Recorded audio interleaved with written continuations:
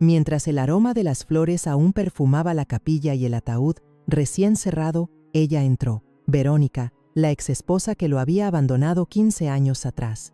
Con tacones altos y un vestido ajustado, de un negro demasiado elegante para la ocasión, atravesó el pasillo con una determinación glacial, exigiendo los $24 millones de la herencia como si fueran un derecho inalienable, un botín de guerra a reclamar. Su presencia, su audacia, fue un rayo que rasgó el velo del luto, desenmascarando a cada persona presente y desatando una batalla que ella, en su arrogancia, jamás esperaba perder.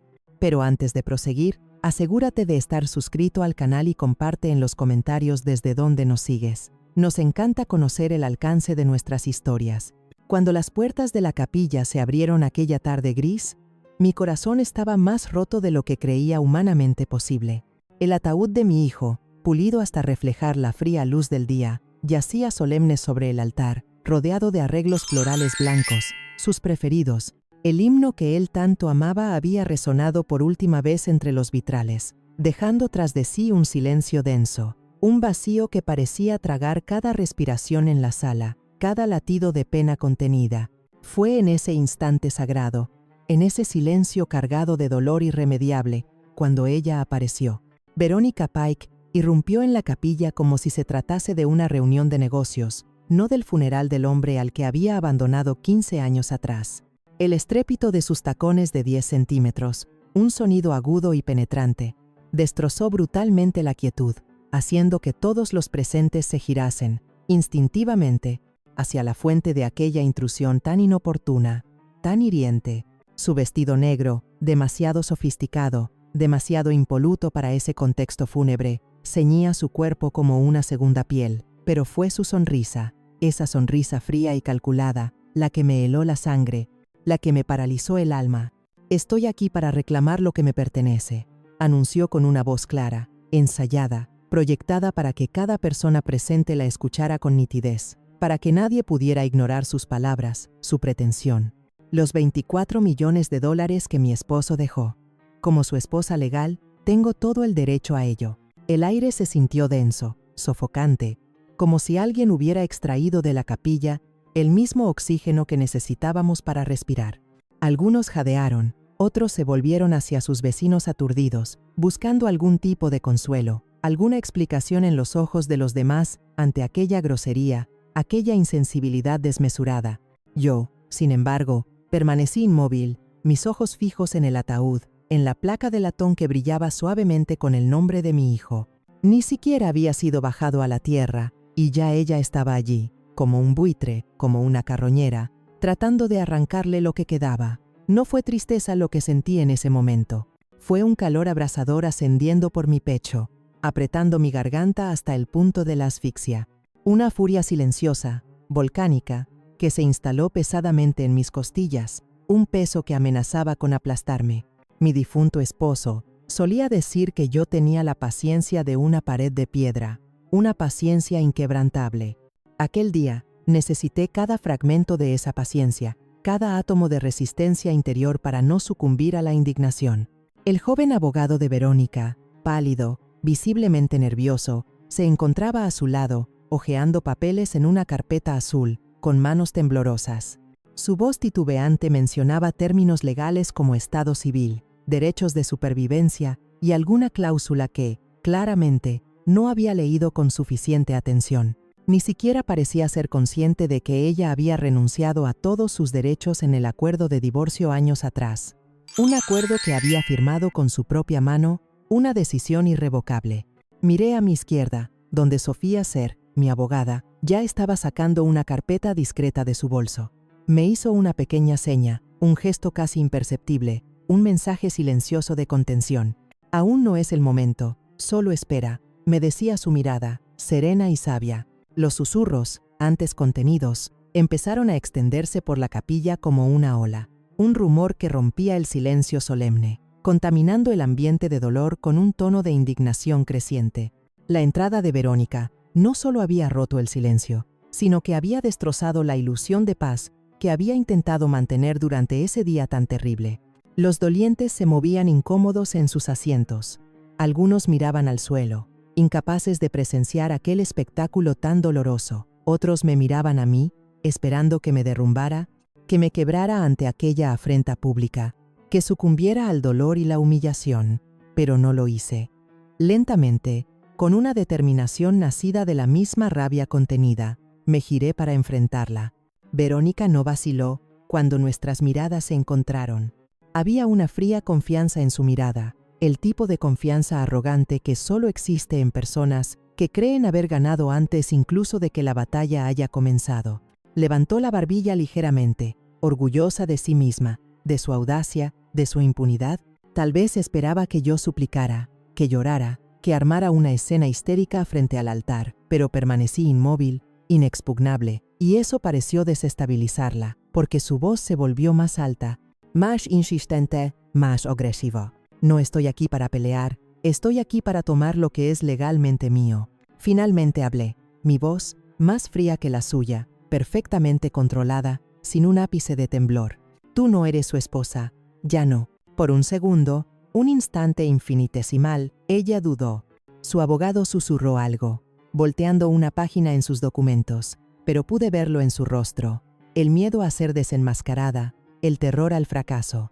Ella esperaba que yo no conociera la ley, que estuviera demasiado perturbada por el dolor para reaccionar con la suficiente celeridad, que este funeral fuera su escenario y que yo estuviera demasiado rota para contraatacar. Fue entonces cuando Sofía se adelantó, silenciosa como una sombra, y le entregó al oficial de la iglesia una copia del decreto de divorcio, sellado, autenticado, irrefutable. La renuncia total a cualquier futura reclamación de bienes había sido finalizada hace más de una década. No necesité decir nada más. La verdad estaba allí, impresa en tinta oficial, y el silencio que siguió fue más ensordecedor, más opresivo que cualquier grito. Alguien tosió nerviosamente. Otro murmuró, «Dios nos ayude». Verónica se quedó quieta, con los labios apretados, los ojos recorriendo los bancos de la capilla, buscando un aliado, una defensa, un escape a la humillación. Nadie la apoyó. Yo permanecí allí, no triunfante, ni arrogante, simplemente firme, imperturbable. Pasé 15 años criando a mi hijo sola, después de que ella lo abandonó, sin nada más que deudas médicas y un corazón destrozado. Estuve presente en cada sesión de radioterapia, cada cirugía, cada llamada nocturna, cuando el dolor venía más rápido de lo que los medicamentos podían aliviar.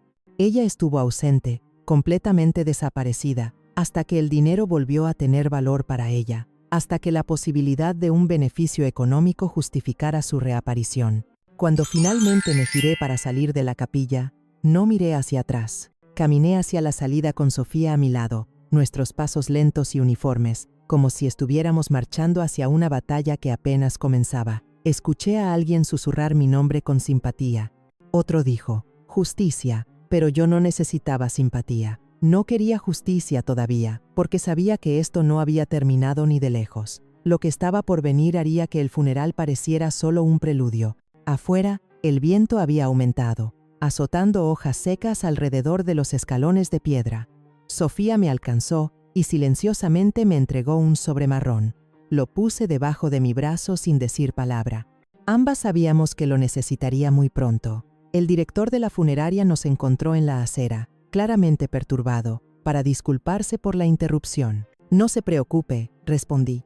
«La muerte no siempre trae dignidad». Él no supo qué decir después de eso, y yo no necesitaba que lo supiera. Entramos en el auto. Sofía condujo. Me senté en el asiento del pasajero mirando por la ventana, con las manos cruzadas, respirando despacio. No calma, solo control. Hay una diferencia.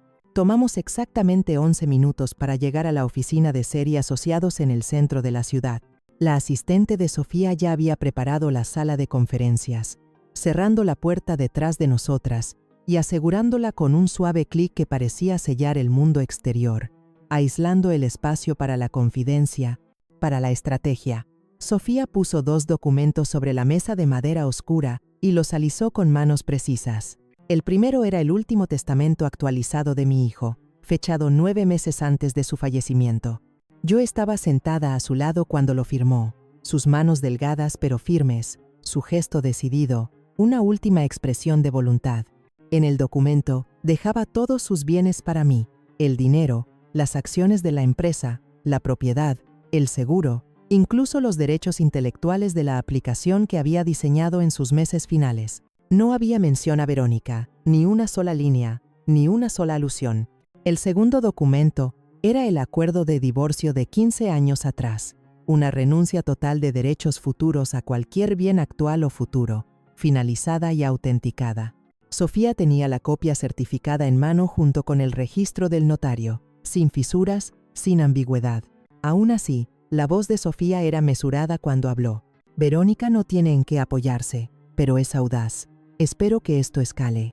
Asentí, mi mandíbula apretada, no por miedo, sino por un enfoque absoluto, una determinación inquebrantable. Si Verónica quería convertir esto en una guerra, la encontraría en las líneas del frente, dispuesta a luchar hasta el final. Había llorado por mi hijo con cada parte de mi ser. Ahora defendería lo que él dejó, su legado, su memoria. No permitiría que una mujer que desapareció durante 15 años convirtiera el capítulo final de su vida en un circo legal, en un espectáculo grotesco de avaricia. Sofía me entregó una copia del inventario de los bienes cuidadosamente listados en categorías. Le eché un vistazo rápido. Cuentas bancarias, acciones de la empresa, la casa del lago, el apartamento, incluso el auto. Entonces vi el último ítem. Una carta en video particular grabada por mi hijo y almacenada digitalmente bajo protección de abogado. Yo no sabía que él había hecho eso. «Es hora», dijo Sofía, golpeando la carpeta con determinación. Condujimos hasta el juzgado, no para una audiencia formal, sino para una reunión que Sofía había programado con el juez responsable de procedimientos de emergencia de sucesión. Una cortesía concedida debido al tamaño de los bienes y a la obvia tensión a su alrededor. Él accedió a revisar los archivos por adelantado y confirmar que las reclamaciones de Verónica serían marcadas como inválidas inmediatamente después de la presentación. Una orden de protección temporal sobre los bienes fue emitida en 1 hora. Un récord incluso para Sofía, que rara vez mostraba sorpresa, pero levantó ligeramente las cejas cuando el documento llegó tan rápido. Mientras salíamos, el cielo se había oscurecido. Las nubes se cerraban como una cortina antes de una tormenta. El teléfono de Sofía sonó cuando estábamos en los escalones del juzgado. Era el abogado de Verónica. Ella contestó en alta voz, permitiendo que yo escuchara cada palabra. La voz de él se quebró mientras pedía una reunión para discutir una posible resolución conjunta. Sofía respondió con una frialdad profesional que ya conocía bien. Todas las conversaciones deben ser por escrito y la interferencia de Verónica en un servicio religioso será incluida en cualquier respuesta formal. No hablé durante la llamada, no lo necesité. Pasé años siendo silenciosa por la paz, por mi hijo, por la familia. Ese tiempo se había acabado en el momento en que Verónica pronunció $24 millones frente a su ataúd.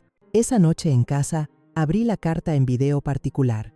Mi hijo estaba sentado en la silla cerca de la ventana, la misma silla en la que solíamos leer juntos cuando él era solo un niño.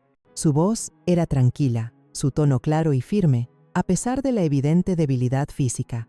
Habló sobre la fundación que quería que yo construyera, las becas comunitarias, el jardín conmemorativo detrás del laboratorio de tecnología.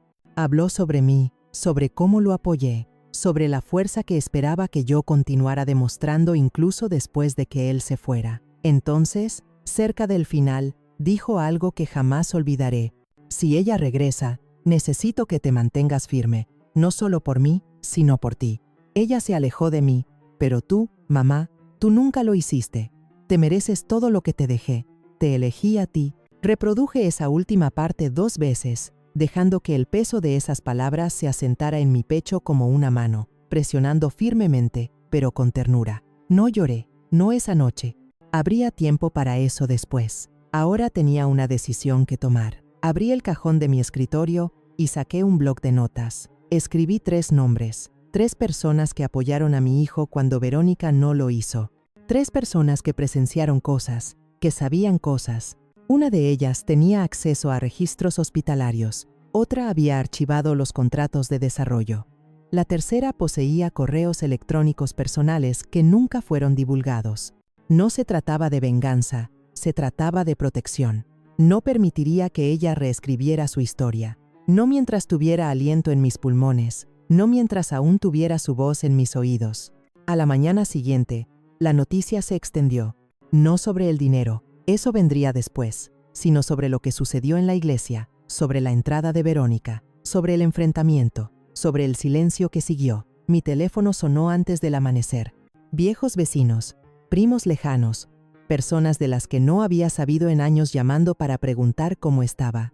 Pero por debajo de la preocupación podía oír algo más: curiosidad, vacilación, un ligero tono de cuestionamiento en sus voces, como si no estuvieran seguros de qué lado de la historia creer todavía. No devolví las llamadas.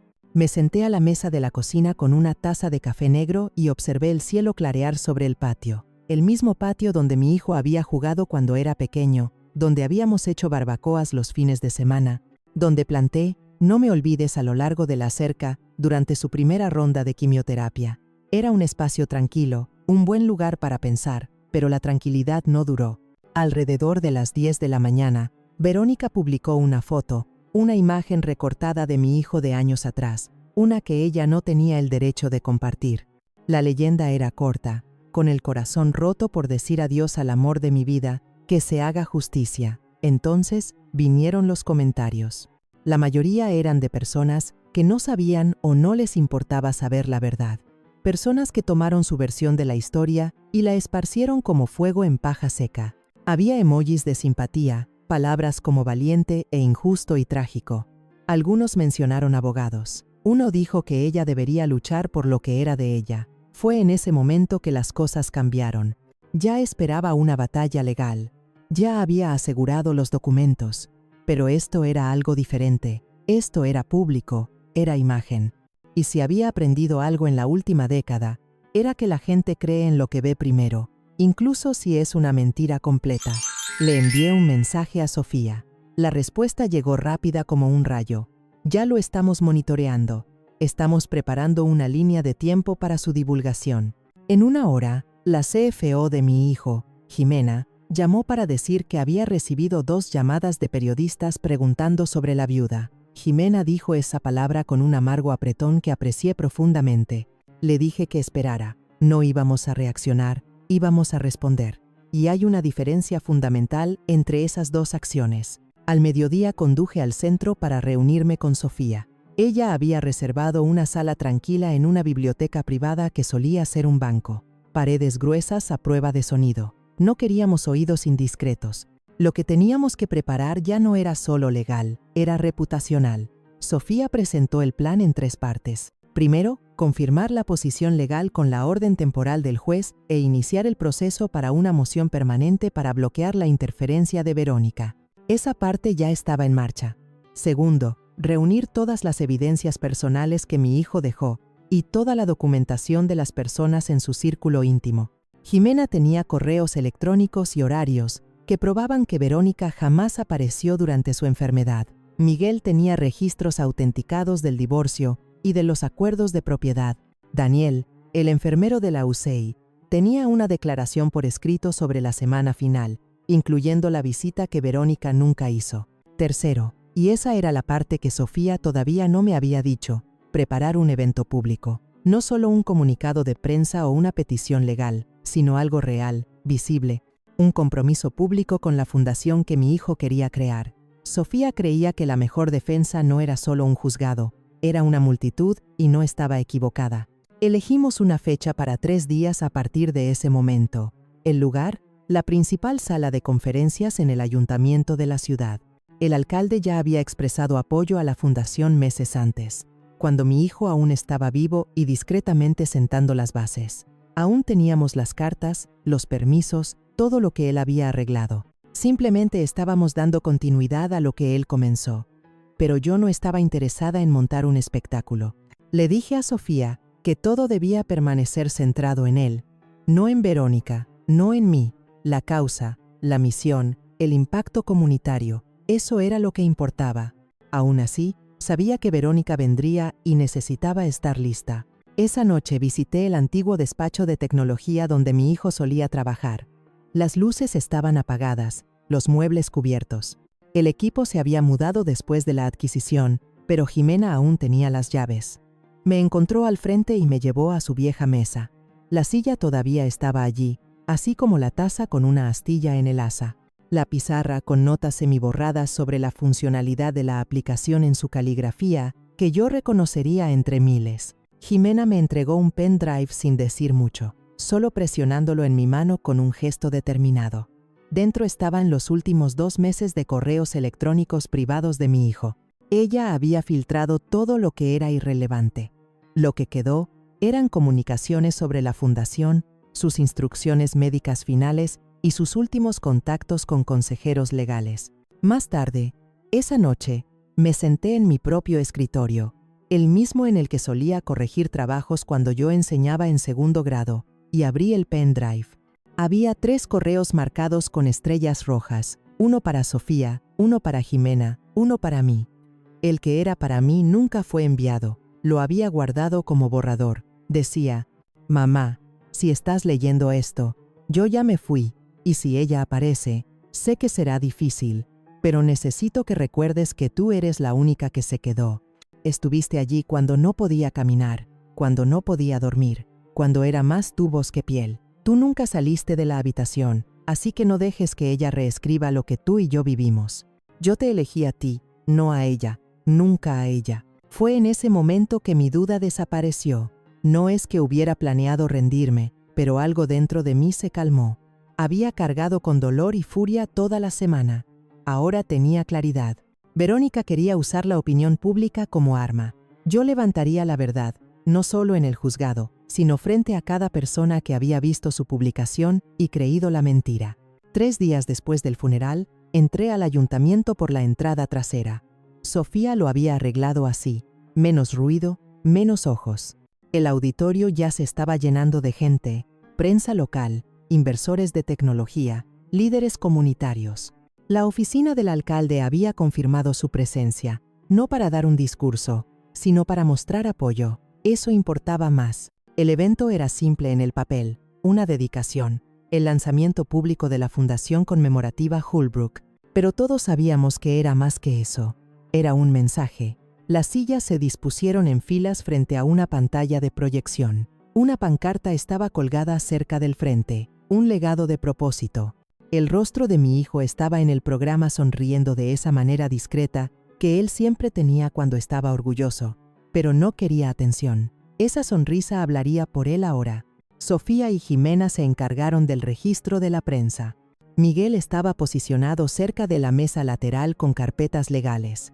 Daniel, el enfermero, se ofreció a acompañar a los invitados mayores. Todos tenían un papel, todos entendían lo que estaba en juego. A las 10:02, las puertas se cerraron. A las 10:05, Sofía subió al podio y golpeó el micrófono una vez. No sonrió, no estaba allí para encantar a nadie. «Buenos días. Estamos aquí para honrar la visión y los valores de un hombre que vivió con una brillante discreción y dejó un plan para tener un impacto. Lo que verán hoy no es sobre pérdida, es sobre intención, sobre claridad, sobre verdad». Ella se apartó y las luces se apagaron. La pantalla se iluminó con un video fechado 5 semanas antes de su muerte. Mi hijo estaba sentado en una silla con los hombros un poco encorvados, los ojos cansados pero enfocados. El fondo era su oficina en casa, esa llena de libros y plantas y fotos que yo conocía de memoria. Su voz llegó tranquila pero firme. «Si estás viendo esto, entonces ya no estoy por aquí». Pero quería explicar con mis propias palabras por qué tomé las decisiones que tomé. No quería confusión, no quería discusiones. Quería que la verdad hablara por sí misma. Continuó describiendo su enfermedad, sus esperanzas para la fundación, su decisión de dejar sus bienes para mí y solo para mí. Sus razones no eran emocionales, no eran vengativas, solo mesuradas y claras. Ella se fue, dijo sin dudar. Cuando más la necesitaba no estaba. Y cuando construí algo que valía la pena volver, ella regresó. No puedo permitir que eso defina mi legado. Estoy eligiendo a la persona que nunca se fue. La sala se quedó en silencio absoluto cuando el video terminó.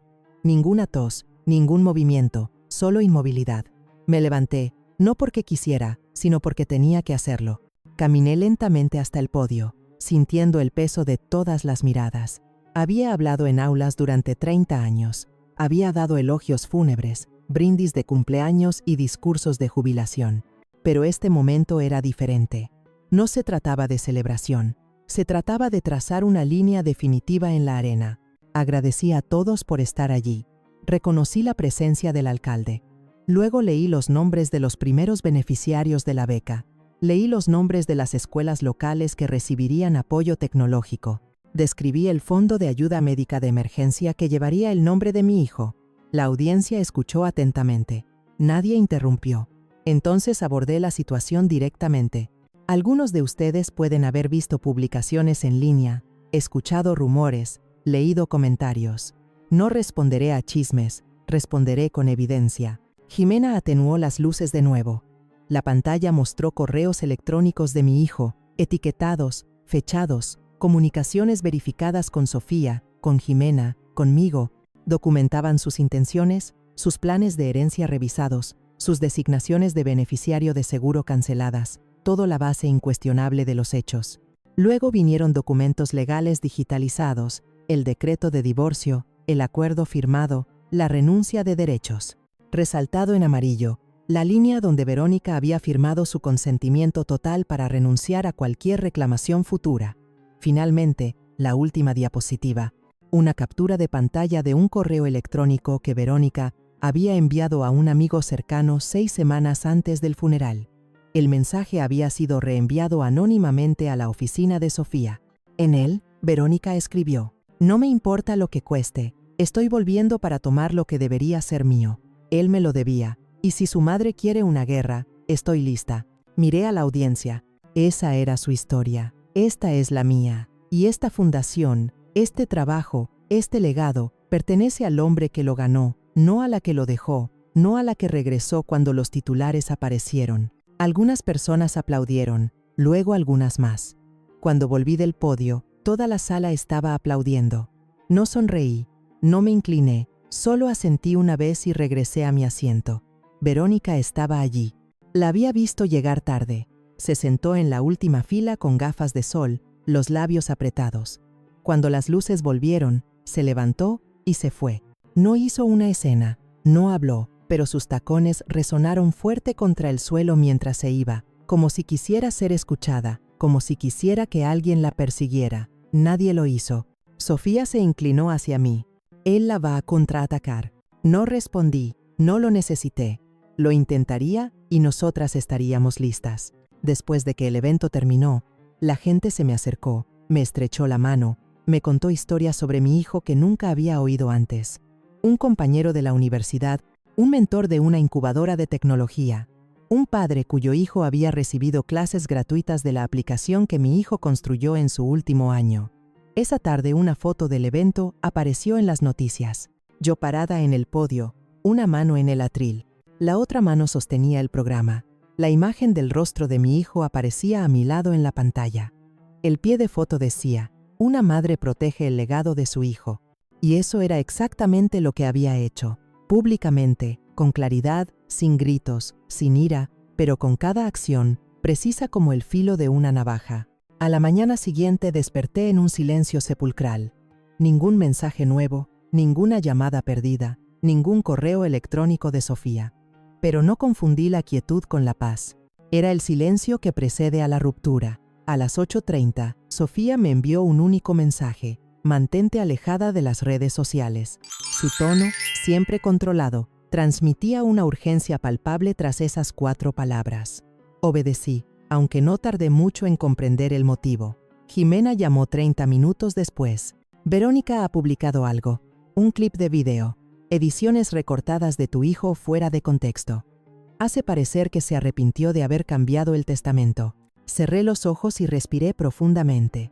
El evento en el ayuntamiento la había sacudido. Ahora jugaba sucio. Esa tarde, Sofía y yo nos reunimos de nuevo en la misma sala privada del antiguo edificio del banco.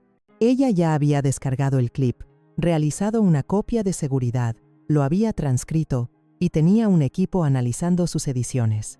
No había grabación completa a la que contrastarlo, ningún rastro de esas palabras en ningún archivo original.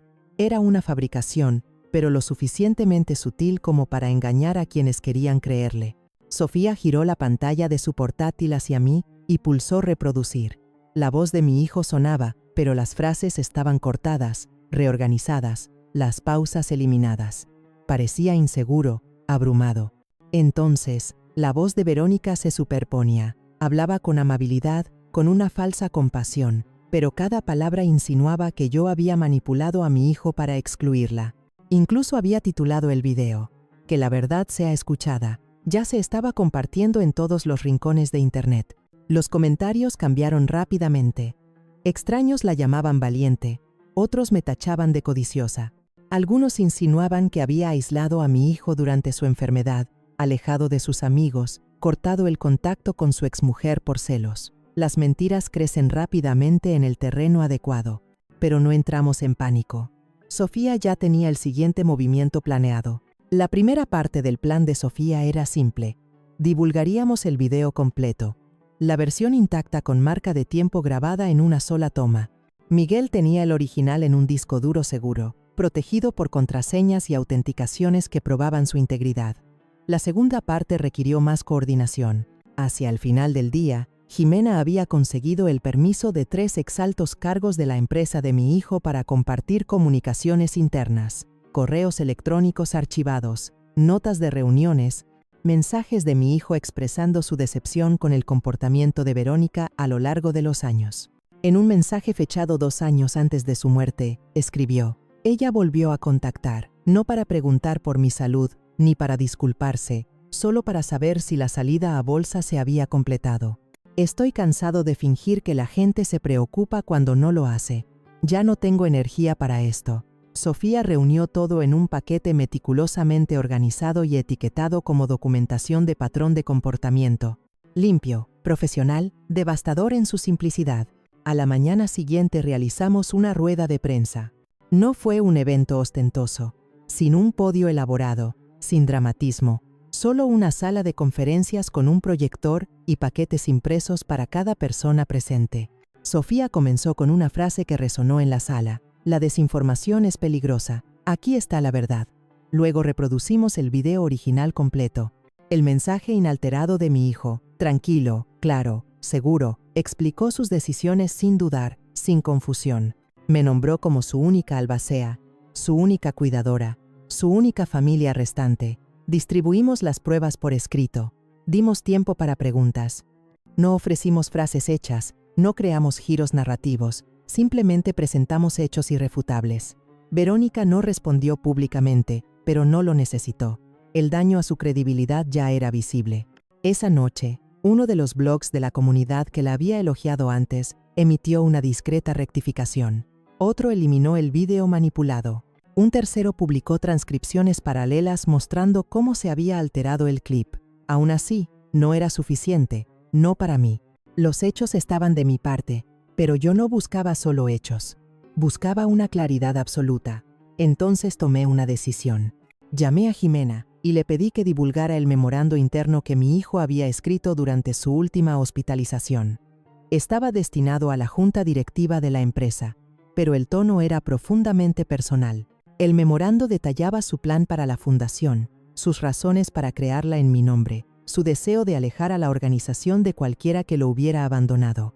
Al final escribió: "No quiero que mi nombre se use para nada falso, nada superficial. Si la gente va a recordarme, que sea por lo que realmente hice y por quien realmente me apoyó". Sofía dudó antes de aceptar. Era una pieza poderosa, pero también agitaría de nuevo las aguas. Le dije que ese era precisamente el objetivo. El memorando se publicó al mediodía con el consentimiento de la Junta y el respaldo de la Fundación. No atacaba a Verónica directamente. No la mencionaba por su nombre, pero exponía cada mentira que había contado, simplemente por su existencia, como un rayo de luz disipando sombras. Por la noche, comencé a recibir mensajes de extraños, supervivientes de enfermedades graves, cuidadores, personas que habían visto a sus seres queridos morir lentamente y solos. Escribían para decir que me entendían, que me creían. Habían visto a personas aparecer demasiado tarde solo para reclamar algo que no habían ganado. Pero incluso, eso no me satisfizo completamente porque Verónica no había terminado. A las 10:30 de esa noche, Sofía me llamó de nuevo. Ella ha presentado una moción para impugnar el testamento. Alega que tu hijo fue coaccionado. Alega que no tenía plena capacidad mental cuando hizo los cambios finales. Le pregunté a Sofía cuán sólida era la alegación. Débil, respondió, pero forzará una respuesta formal. Iniciará el descubrimiento, abrirá registros. Le dije que no tenía miedo a los registros. Déjala acabar, porque cuanto más profundo vaya, más descubrirá la verdad que intentaba enterrar. Esto ya no es solo sobre una mentira, es sobre el carácter. Y el carácter tiene un alcance mayor que el dinero. La moción llegó tarde un jueves. Sofía me reenvió el documento a las 21:42, exactamente como yo sabía que lo haría, limpio, anotado, con una breve nota al pie. No necesitas responder aún, pero deberías ver esto. Leí cada página con atención meticulosa. El equipo legal de Verónica me acusaba de influencia indebida. Alegaban que mi hijo había sido manipulado emocionalmente, que yo lo había aislado, que lo había coaccionado para que reescribiera el testamento cuando su mente estaba nublada por la medicación y la enfermedad. Me llamaban controladora, opresora, implacable. Me senté sola a la mesa de la cocina, la misma mesa donde solía extender proyectos de ciencias y tarjetas de vocabulario, la misma mesa donde había rapado la cabeza de mi hijo después de su primera ronda de quimioterapia, intentando hacerlo reír mientras el cabello caía en mechones. Ahora esa mesa contenía la acusación de que le había robado, lo había doblegado a mi voluntad, había usado su dolor para mi propio beneficio. Me permití sentirlo completamente. No la ira, aún no. El dolor se instaló en mi pecho como algo viejo que regresaba, algo pesado, algo con lo que creía haber hecho las paces. Ese dolor regresó esa noche, porque leer esa moción era revivir cada hora que me había sentado a su lado. Cada vez que había sostenido una bolsa de vómito en una mano y sus dedos en la otra, cada vez que había presionado el botón de la morfina cuando la enfermera no llegaba lo suficientemente rápido, me llamaban implacable. Pero ellos no estaban allí cuando yo le leía, mientras él tenía náuseas, cuando yo cambiaba las sábanas a las 3 de la madrugada, cuando le masajeaba los pies para que pudiera dormir. Ellos no estaban allí la noche en que se despertó gritando y no podía recordar qué año era. Ellos no estaban allí la tarde en que él me pidió, clara y plenamente consciente, que me asegurara de que ella nunca recibiera un centavo. Yo sí. Así que dejé que el peso se asentara. No luché contra él, no lo aparté. Me serví un vaso de agua. Me quedé quieta, perfectamente inmóvil, mientras dejaba que las palabras me lavaran. Y recordé exactamente quién era yo. No la mujer que ellos describían en el papel, sino la madre que se quedó. A la mañana siguiente, me reuní con Sofía en su oficina. Ella ya había redactado nuestra respuesta inicial, pero antes de registrar nada, nos sentamos en silencio un rato. Ella me observaba como si esperara que cediera, que explotara de ira o me derrumbara en lágrimas. No hice nada de eso. Simplemente dije, vamos a hacerlo de forma limpia, vamos a hacerlo definitivo.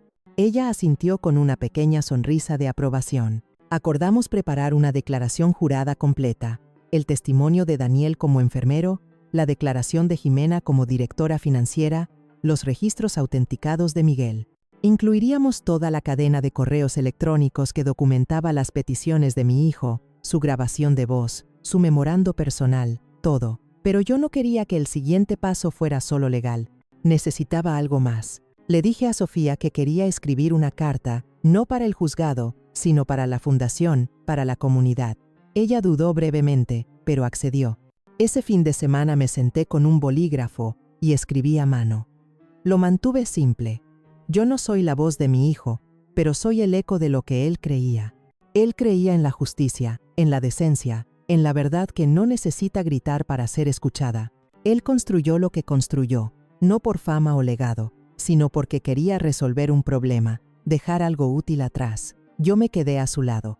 No lo hice por recompensa, no lo hice por reconocimiento, lo hice porque lo amaba y porque creo en lo que él quería que esta fundación fuera. La semana siguiente, Sofía registró la refutación completa. Era más larga que la moción original, más detallada, más sustancial, con documentación irrefutable. Entonces esperamos. Durante ese tiempo, Verónica hizo exactamente lo que esperaba. Fue a la prensa, dio entrevistas, interpretó el papel de la viuda desconsolada, habló de amor, memoria y corazón roto. Compartió fotos cuidadosamente seleccionadas. Lloró cuando las cámaras lo exigían. Pero algo había cambiado. El público ya no estaba tan seguro. Algunos artículos comenzaron a usar la palabra supuesto antes de sus alegaciones. Los comentaristas comenzaron a referirse al video completo, a los correos electrónicos, a las contradicciones evidentes entre lo que decía y lo que mostraban los documentos. La verdad no siempre se mueve rápido, pero se mueve de forma constante e implacable. Sofía me dijo que podría llevar semanas a que el juez revisara la moción. Me advirtió que Verónica podría presionar por una audiencia, intentar retrasar las cosas, intentar desgastarnos con el tiempo. Le dije que no estaba preocupada porque ya había esperado cosas peores. Había esperado análisis de sangre y resultados de biopsias y el sonido de las máquinas piteando en mitad de la noche. Esperar fechas judiciales y revisiones de documentos no me asustaba, no como ver a tu hijo languidecer día tras día, hora tras hora. Durante esos días de espera me mantuve ocupada. Pasé las mañanas en la oficina de la fundación revisando propuestas de becas, reuniéndome con el nuevo director, formando paneles de evaluación. Me aseguré de que el trabajo avanzara. Mantuve mis manos ocupadas para que mi corazón no se sintiera abrumado por el peso de la espera. Una tarde, mientras revisaba informes de presupuesto, una voluntaria entró con una carta. Era manuscrita, sin dirección del remitente. Dentro había un mensaje simple: no estás sola, yo te creo, vi a mi hermana ser destruida por alguien como ella. Gracias por hablar. No había firma, solo esas pocas líneas. Aquello me recordó que lo que estábamos haciendo iba más allá de la propiedad o la herencia. Se trataba de colocar la historia en su lugar correcto, no con fuego, sino con enfoque, no con volumen, sino con una verdad irrefutable. Esto era lo que Verónica nunca entendió. Ella pensó que el poder venía del ruido de las acusaciones dramáticas, pero yo había aprendido que el poder real viene de la consistencia, y yo sería consistente hasta el final. La decisión llegó un miércoles por la mañana. Fue discreta, sin televisión, sin equipos de cámara, sin titulares gritando sobre justicia o fraude, solo una notificación de Sofía de que el tribunal había emitido su decisión. Ella había reenviado la copia oficial a mi bandeja de entrada, 212 páginas. Las leí todas. La moción para impugnar el testamento fue rechazada en su totalidad, sin juicio, sin audiencia. El juez había considerado que las pruebas eran claras y convincentes. Mi hijo tenía plena capacidad mental. Había tomado sus decisiones deliberadamente. No había señal de coacción, manipulación o presión externa. Las alegaciones de Verónica fueron descritas como infundadas, especulativas y en varias instancias intencionadamente engañosas. Esa última frase importaba más que todas las demás, intencionadamente engañosas. En lenguaje judicial, eso significaba más que solo perder. Significaba exposición, significaba vulnerabilidad, significaba consecuencias. El siguiente paso se movió más rápido de lo que incluso Sofía esperaba. En 48 horas, el tribunal ordenó una audiencia para revisar posibles sanciones contra el equipo legal de Verónica por uso indebido del proceso, abuso del sistema, intento de engañar a un tribunal sucesorio con materiales alterados. La audiencia estaba programada para la semana siguiente. Inicialmente no planeaba asistir. Me había dicho a mí misma que el rechazo era suficiente, que no necesitaba ver las consecuencias, que ya tenía lo que había buscado, los deseos de mi hijo protegidos, su legado intacto. Pero 2 días antes de la audiencia, Sofía llamó. Verónica había enviado una solicitud de última hora. Quería que la audiencia fuera a puerta cerrada, alegando angustia emocional, alegando que eso perjudicaría su reputación, alegando que interferiría en su capacidad para buscar trabajo y reconstruir su vida. El juez denegó su solicitud. Fue entonces cuando decidí que estaría allí, sentada en la última fila, presenciando silenciosamente el final de esta historia. Llegué temprano el día de la audiencia. La sala era pequeña, sin medios, solo las partes, sus abogados y algunos empleados del tribunal. Sofía se sentó a mi lado, su postura relajada pero atenta. Verónica entró 5 minutos antes de que comenzara, vestida con un traje azul marino excesivamente formal para el ambiente. Su cabello estaba recogido en un moño descuidado. No miró por la sala. Sabía que yo estaba allí, pero no me enfrentó. El juez entró. La audiencia comenzó sin ceremonias, sin drama, sin teatralidad, solo un análisis metódico de lo que había sucedido. Revisaron la moción que Verónica había registrado, el video que había publicado, la forma en que había sido editado, la declaración jurada que contradecía su versión de los hechos. Analizaron los registros financieros, el historial legal, el patrón de su comunicación con personas cercanas a mi hijo, el momento de su aparición, sus declaraciones en las redes sociales antes y después del funeral. Desmembraron todo, pieza por pieza, exponiendo cada contradicción. Su abogado intentó argumentar que había sido engañada, que no había entendido completamente los riesgos, que había actuado impulsada por el dolor, pero el juez lo interrumpió con palabras que jamás olvidaré. El dolor de perder a un hombre que te abandonó no excusa la manipulación de este tribunal. Al final de la audiencia, quedó claro que las sanciones serían severas. El abogado de Verónica enfrentaría una revisión formal de la Orden de los Abogados del Estado. Ella estaría obligada a pagar los honorarios legales asociados con la respuesta a su moción fraudulenta. El valor era considerable. El tribunal emitió un embargo de sus cuentas a la espera del pago. No era prisión, no era un escándalo nacional, pero era la versión legal de un ajuste de cuentas. La verdad finalmente cobrando su precio. Observé su rostro mientras el juez leía la decisión. Su expresión no cambió ni una vez, pero sus manos traicionaron su aparente calma, apretando, soltando, una tras otra en un ritmo nervioso. Cuando el juez cerró la audiencia, Sofía y yo nos levantamos. No nos acercamos a Verónica, no nos demoramos, pero mientras caminábamos hacia la salida, ella se giró ligeramente, no lo suficiente como para hacer contacto visual, pero sí para que yo viera la mirada vacía en sus ojos. Ella había entrado en esta batalla pensando que podría doblar la realidad a su voluntad. Salió con su nombre manchado en los registros oficiales del tribunal, sus finanzas bloqueadas, su historia desvelada como una red de mentiras. Esa tarde, Sofía envió una declaración a los contactos de prensa de la Fundación. Breve, profesional. La Fundación Holbrook respeta los hallazgos del tribunal y continúa comprometida en llevar adelante la misión definida por su fundador. Consideramos este asunto resuelto sin triunfalismo, sin tono de venganza, solo finalidad. Me senté en mi jardín esa noche, sola, en el mismo banco donde mi hijo una vez se sentó después de su primer examen limpio, y respiré la tranquilidad. No la paz completa, aún no, pero la tranquilidad que viene después de que una puerta finalmente se cierra. En las semanas siguientes, la fundación floreció. Recibimos más ofertas para asociaciones de las que podíamos aceptar. Los primeros beneficiarios de las becas ya estaban siendo seleccionados. El jardín conmemorativo detrás del laboratorio comenzaba a tomar forma. En cuanto a Verónica, ella desapareció de la vida pública tan completamente como había desaparecido de la vida de mi hijo 15 años antes, sin más publicaciones, sin más entrevistas, sin más cartas o correos electrónicos o intentos de contacto. Un día recibí una correspondencia, un sobre simple, sin remitente, solo mi nombre al frente. Dentro no había carta, solo una foto antigua de mi hijo de niño y un trozo de papel con una única palabra, perdón. No respondí, no había necesidad. Ese capítulo estaba cerrado, no con un grito o una celebración, sino con la calma certeza de quien protegió lo que importaba. Aún recibo cartas de mujeres que nunca conocí, hijas viendo a sus madres sufrir, madres viendo a sus hijos volverse extraños. Ellas no piden magia, solo verdad, y yo se la doy, simple e inquebrantable. No estás sola, nunca lo estuviste. Tu historia no termina con el abandono. Puedes trazar la línea, puedes tomar el bolígrafo de nuevo, y aunque el mundo nunca aplauda, tu paz es el aplauso más importante.